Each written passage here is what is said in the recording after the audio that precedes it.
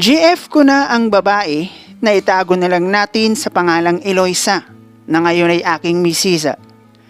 Panganay si Mrs. sa 6 na magkakapatid, kaya naman inabot ko pa na talagang panalo. Na kahit merong 6 na anak ang aking biyanana, na itago na lang natin sa pangalang Gina. 19 years old pa lamang kami noon ni Mrs. Kaya kung merong mang nakakaalam kung gaano kalupit ang kabataan ng aking biyanana, isa na ako doon. At bilang lalaki, masasabi kong may dahilan ng biyanan kong lalaki kung bakit umabot ng 6 anak nila. Kahit isang tuka na tulad lamang din ng aking pamilya, ang kanilang pamilya. Di hamak ay mas may edad ang biyanan kong lalaki kesa sa biyanan kong babae. At siguro, isa na rin yon sa naging dahilan kung bakit umabot ng 6 na magkakapatid sina Mrs. Kahit naman siguro ako, kung ako'y higit 10 taon, ang layo ng edad sa aking Mrs. Abay, birada hanggat gumagana ang makina. Yun nga lang, bukod sa layo ng pagitan ng edad ng aking mga biyanana, lahat sambot ng biyanan kong lalaki, lalo na pagdating sa paghahanap buhay. Walang bisyo pero hindi rin naman maingat sa sarili. At ang sabi, nasa lahi rin nila ang karamdaman na bumawi sa buhay ng biyanan kong lalaki. Siguro, sipag, stress, ikaw ba naman ang magkaroon ng 7 katao na lahat ng kinabukasan sa iyo nakasalalay at edad equals to karamdaman talaga ang magiging resulta. 3 years pa lang kaming mag-asawa ni Eloisa at may isa na kaming anak nang sumakabilang buhay ang biyanan kong lalaki. Kaya maagang naging biyuda ang biyanan kong babae.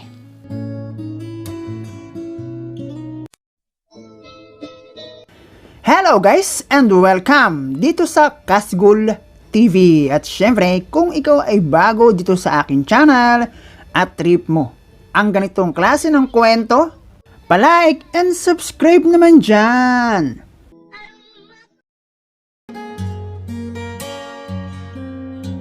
Itago mo na lang ako sa pangalang Felix, 37 years old, isang padre di pamilya sa aking 5 anak, at syempre sa aking nag-iisang asawa, si Eloisa. Bagaman umabot na ng mahigit 1 dekada ang legal na pagsasama namin ni Mrs., ay hindi ko pa rin masasabing matatag ang aming pagsasama kahit meron na kaming dalagita na aming panganay. Iyon ay dahil pagdating pa rin sa babae, hindi ko masasabing nasa tuwid na pangangatwiran ako. At ang aking gustong ibahagi ay ang taon kung saan ganap ng biyuda ang biyanan kong babae.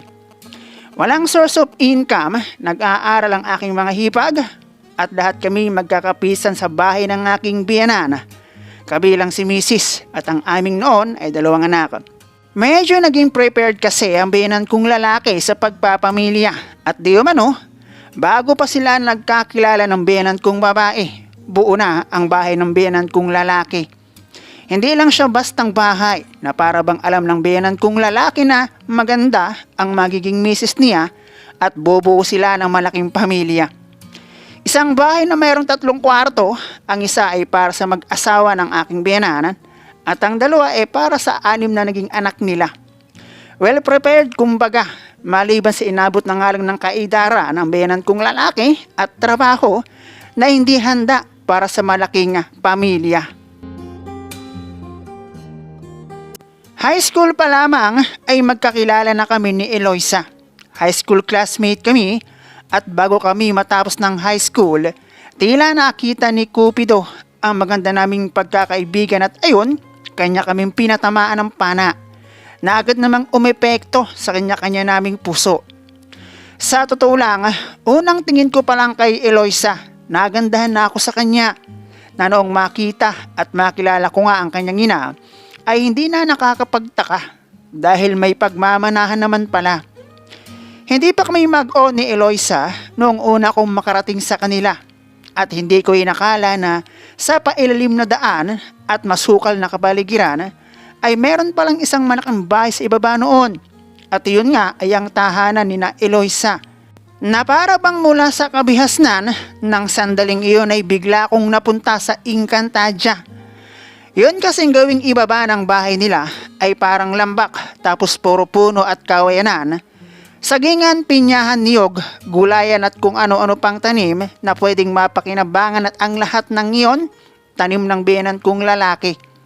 Mabuti na lang at hindi gumala ang isip ko noon sa ganda kasi ng nanay nila at naggagandahang kapatid ni Eloisa at sa klase ng environment meron sila, pwede kong maisip na baka mga engkanto sila. Noong high school, naging magjowa kami ni Eloisa at nakatapos kami ng high school nang walang nangyayari sa amin. Simula nang makarating ako sa bahay ni na Eloisa at makilala ang miyembro ng kanyang pamilya, naging madalas na ang aking pagpunta doon. Kung minsan, para lang hindi maghinala ang magulang ni Eloisa na mayroon kaming relasyon, nagsasama ako ng tropa para isipin na barkada lamang kami ni Eloisa. Lumalim pa ang relasyon namin ni Eloisa, nag-aral siya ng college bilang scholar at ako naman, dahil saktong runong lamang ang nilalaman ng aking kokote at walang kakayanan ng aking mga magulang na ako'y pag-aralin, hinto ako ng pag-aaral at mas pinili na lang ang maghanap ng trabaho. Ang totoo niyan, ang pagkakaroon ko ng trabaho ang isa sa dahilan kung bakit nasira ang pag-aaral ni Eloisa at ang dahilan kung bakit nabisto na mayroon kaming relasyon ni Eloisa. Noon kasing magkaroon ako ng trabaho, nag-boarding house ako at dahil doon, nagkaroon ng unang pagkakataon na mayroong nangyayari sa amin. Noong mag-boarding house kasi ako, kapag nalaman ni Eloisa na night shift ako, sa araw doon yun sa boarding house nagtatambay. At dahil nag-iisa lamang ako, at sa tagal na naming magkarelasyon, isinuko niya ang bataan. At sa tagal ko doon, hindi na mabilang kung ilang ulit akong nag-harvest ng kuhol sa gitna ng taliban. Nagkabistuhan na hindi nag-aaral si Eloisa noong magkuhaan ng class card. Wala kasing maipakita ang class card si Eloisa dahil ibang kurso ang kanyang inatupag. Sa akin oo, pasado si Eloisa pero alangan namang bigyan ko siya ng class card at award pa, best in. Noong araw na iyon, hindi pa alam ng mga magulang ni Eloisa na naisuko na niya ang bataan. Hindi rin kasi nila alam na sa akin napunta si Eloisa, kaya nasira ang kanyang pag-aaral. Napahinto ng pag-aaral si Eloisa at doon ko nakita kung paano nagalit ang kanyang ama. Pero talagang matigas ang ulo ni Eloisa. May mga pagkakataong na basta na lang siyang nasulpot sa boarding house. Isang piyesta ang dahilan kung bakit nalaman ng magulang ni Eloisa na meron kaming relasyon. Nahalata kasi noong kami nasa sasakyan. Kaya nung kinompronta kami ng nanay ni Eloisa, na ngayon ay aking biyenan, hindi na kami nakatanggi. Noong una, akala ko nga magagalit. At baka isipin nilang may kinalaman ako sa pagkasira ng pag-aaral ni Eloisa. Pero walang ganon at natuwa pa sila na napunta ako sa kanilang bahay. Simula pa noong una, malapit na sa akin o ako sa pamilya ni Eloisa. Kaya lang, yun din ang naging dahilan kung bakit kami naipakasal ng wala sa plano. Ang nangyari kasi noon, dahil naging welcome ako sa bahay ni na Eloisa, ay may mga pagkakataon pang doon ako natutulog. At natsyempohan kami ng nanay ni Eloisa na magkasama sa sala. Sa oras na iyon ng gabi na dapat sana itulugan na ang lahat. At ewan ko ba kung ano ang pumasok sa kokote ng nanay ni Eloisa upang ipagkalat na may nangyari na raw sa amin at dapat magpakasal na kami. Ang takot ko noon dahil pati sa tatay ni Eloisa sinabi din. Kinausap ako ng magulang ni Eloisa at sinabing iharap ko sa kanila ang aking mga magulang. Dahil doon, sermon ang inabot ko mula kay Papa na napakarami na raw naming problema, dumagdag pa ako. At dahil wala pa naman kami sa wastong edad, kasulatan muna na pagdating namin ng 19 years old, sang-ayon ang aking magulang na magpapasal na kami ni Eloisa.